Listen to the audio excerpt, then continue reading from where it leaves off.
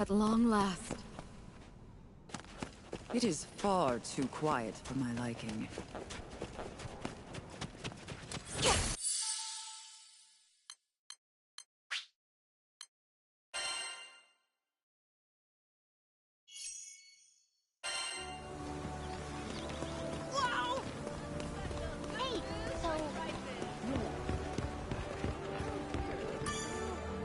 Yes, can I help you?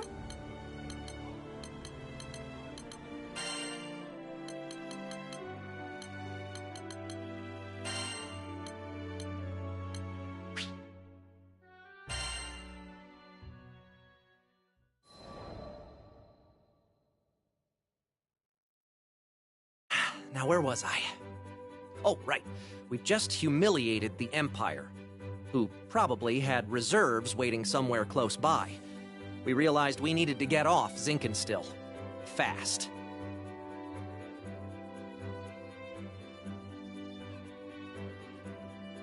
The Empire was not going to rest while Lyria was on the loose. And I figured that since we shared a life force now and all, it was in everyone's best interests if we stayed together. Plus, I'd always wanted to explore the far reaches of the skies. Though, doing it on the run, not what I had in mind.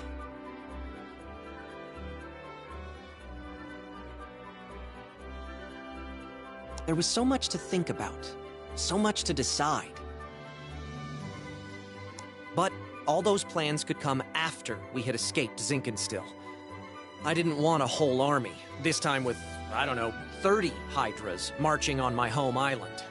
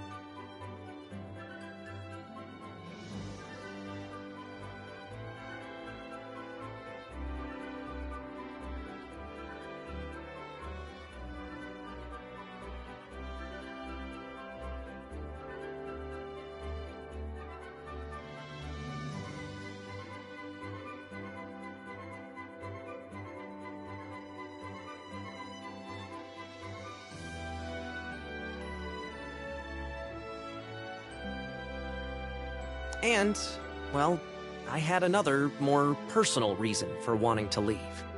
Before I knew it, our journey was at an end. The end. As in, we'd reached the end of the skies. My son, I'm waiting for you on Estalucia. I thought about Dad's letter. I missed him.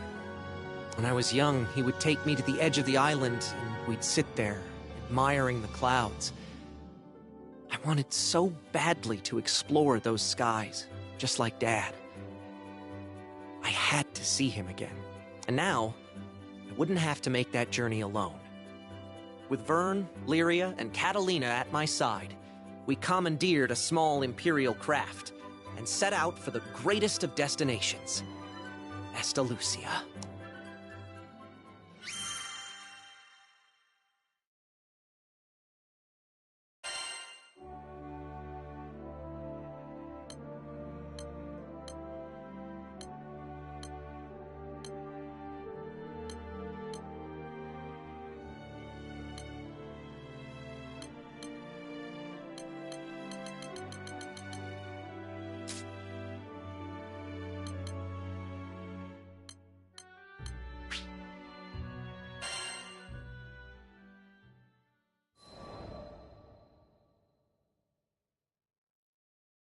Lyria and I first crossed paths when I was still a knight of Erste, and she a tool in the Empire's mad experiments on dark essence.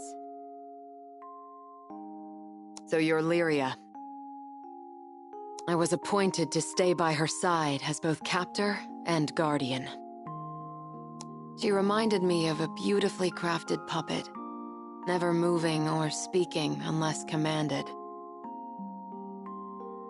Her expression was fixed, and her eyes were bright, but cold, as if made of glass. Moved to pity, I wanted at the very least to light a smile on her face.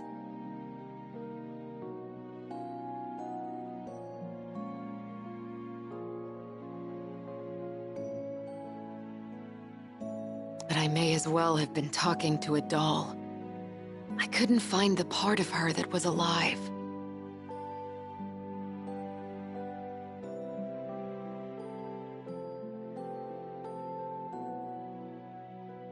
It wasn't until many days had escaped us that I realized Lyria was a real girl with a feeling soul. She simply didn't know how to act like one. So, I taught her to laugh when she felt joy and cry when she felt sadness.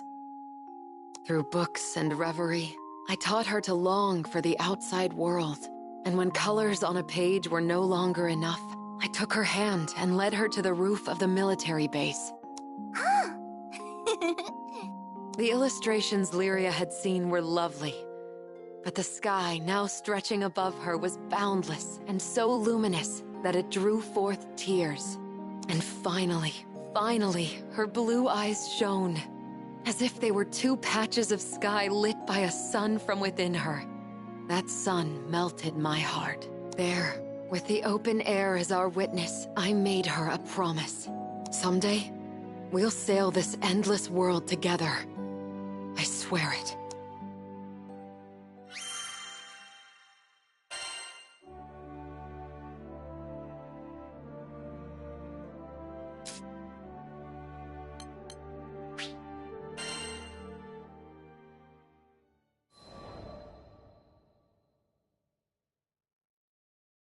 Ah, the Grand Cipher. Ever since I found her abandoned behind a cliff, it was love at first sight. I was just a kid, but I had lofty dreams of repairing that ramshackle airship and taking her to the skies. Back then, I didn't know the difference between a porthole and port side, but I was determined. I dove into books bigger than my head, and I learned basic airship repair, helmsmanship, the whole kit and caboodle. After a ton of elbow grease, the day had come. The Grand Cipher was finally ready for a test flight. I still remember how my hands trembled as I grabbed the rudder. And wouldn't you know it, she actually lifted off the ground for me. Nothing quite like watching your first love take to the skies, is there? But before I could take it all in, my dreams came crashing down. I mean, literally. The Grand Cipher sunk like a damn meteor. 100 different things could have caused it, but that didn't matter. Years of work went kaput in the blink of an eye. Betrayed by the very skies I longed for. I was crushed. Looking back now, it sounds stupid, I know, but it really felt like I had nothing to live for. I put all my hopes into that hunk of scrap. Laugh if you want, but some pits are too deep to crawl out of, especially when you look up for freedom and all you see is the expansive crystal blue of your tormentor. Don't worry, my pity party wouldn't last for too much longer. You see, my dreams had crashed like a meteor. But ironically enough, it was the meteoric rise of the Erste Empire that would bring the captain into my life. Salvation was on the horizon.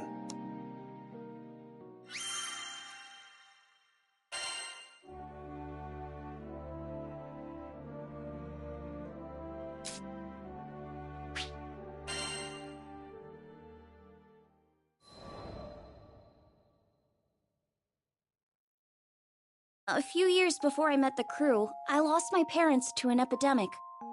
I mourned their deaths for who knows how long. I could barely even bring myself to face reality each morning. With no living relatives in vaults, I was like a ship adrift at sea. I had nowhere to go, and nowhere to belong. Until one day, my master reached out his hand to me. I was so depressed I just kept staring at the ground. But that gentle smile never left his face as he asked me, "Why do you look so sad?"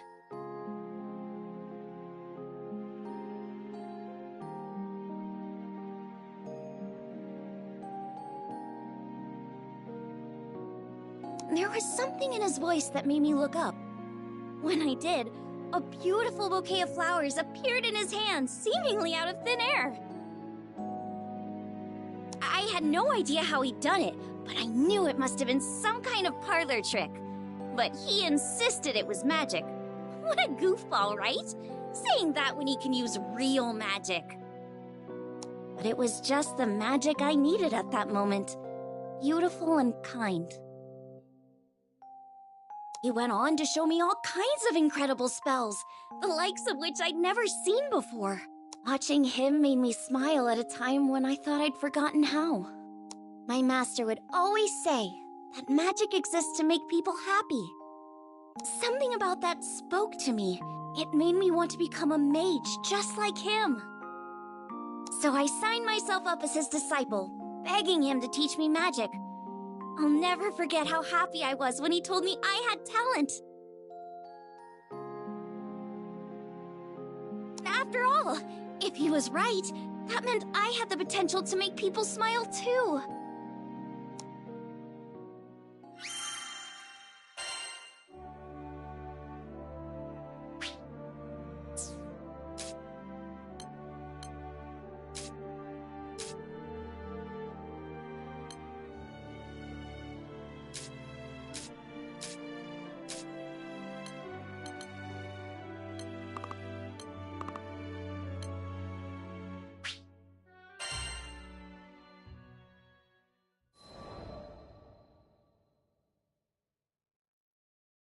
I once gave up being a skyfarer. Also, I could take up arms to protect my home island, Auguste. Man, she was special. You see, there aren't too many places in Fana Grande with oceans, much less ones as gorgeous and pristine as Auguste's. And I'd be damned if I stood by as the Erste Empire sullied its waters with the byproducts of their weapons research. It goes without saying that I enlisted.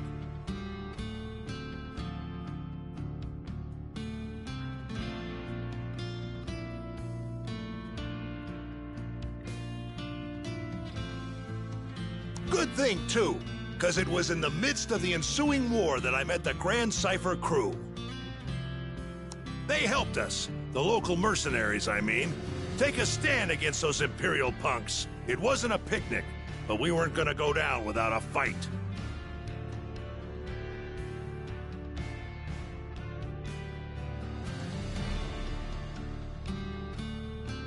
In the end, the war wasn't decided by either side, but by the patron deity of the land, Leviathan, who damn near drowned Auguste in a fit of rage. Anybody's troubles would have seemed small compared to a battle like that, huh? Well, not long after, as if irony was waiting to bite me on the ass, my estranged daughter showed up out of the blue.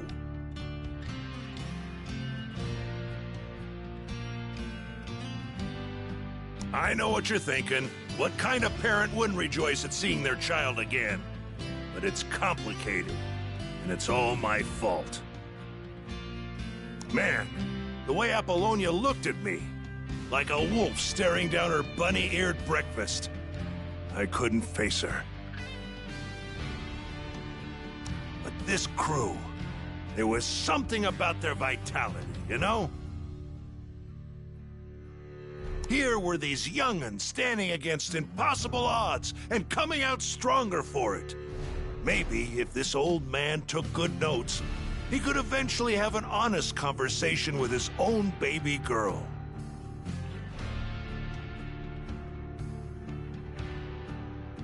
So, I asked to join the crew and took up a life of skyfaring once again. The next time my daughter and I met, I wouldn't let fear and regret keep me from moving forward.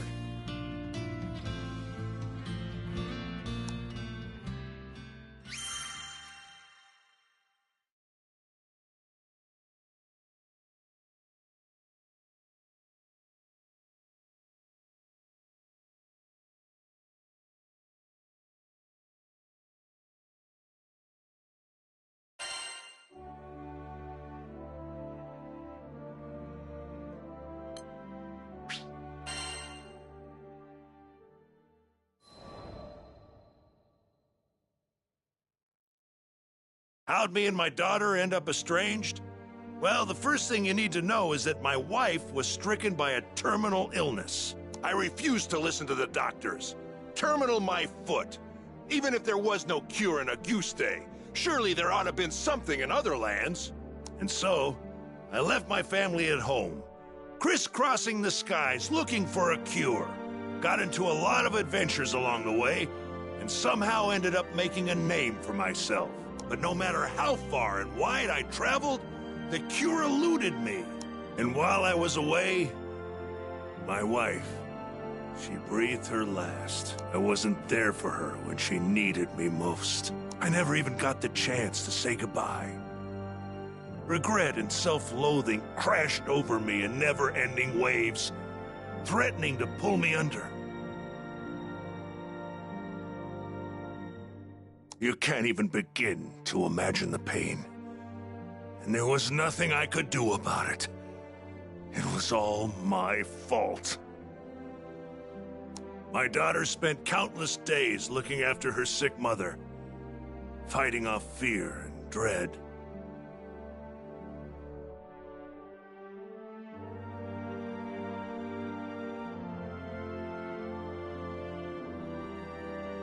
It's not hard to imagine why she hates me. She must have asked herself time and again, why was her father gallivanting across the skies while his family suffered? By the time I finally came home, she was long gone. There were no other relatives to turn to. The only family she'd known was no more. All I could do was stand, dazed and helpless, in the cold, empty shell of the home we'd made.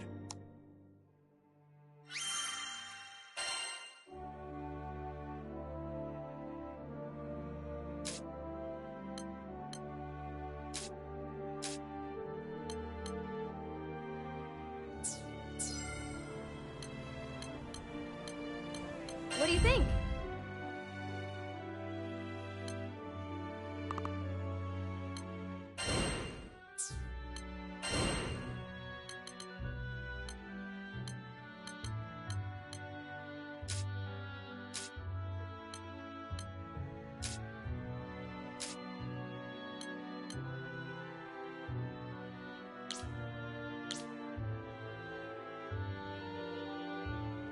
Would you take this one?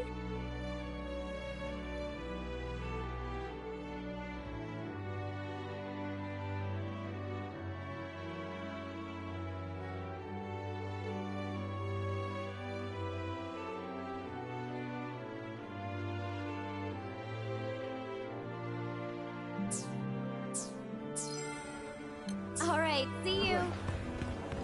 So then. Oh, incredible!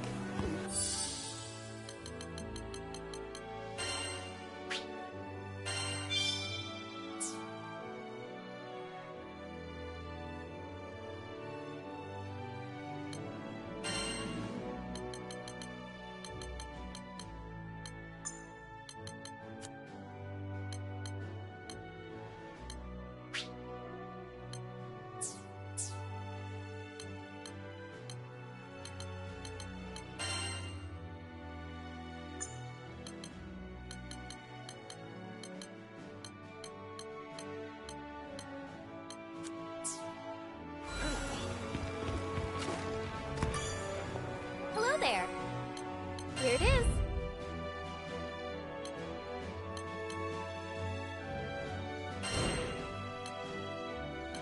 This one, yes?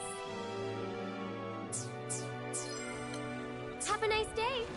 Is your stomach growling?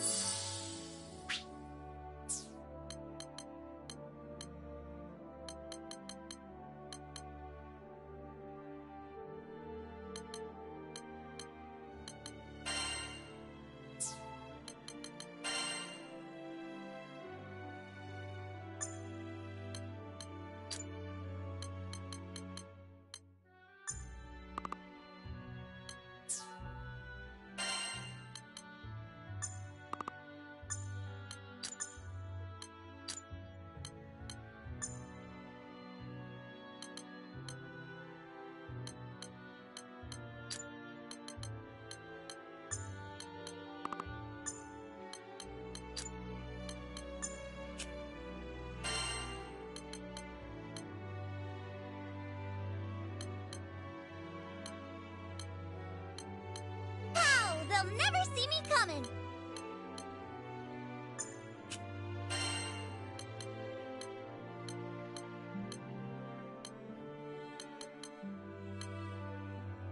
Your wish is my command.